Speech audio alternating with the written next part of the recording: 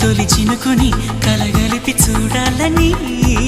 ఎవరికి అనిపించిన చూడొచ్చు నా చెలియని ఇన్నాళ్ళిలా తనొస్తాడని చూడాలట ప్రతి దారిని ఏ తోటలో తనందోనని ఎటు పంపను నా మనసుని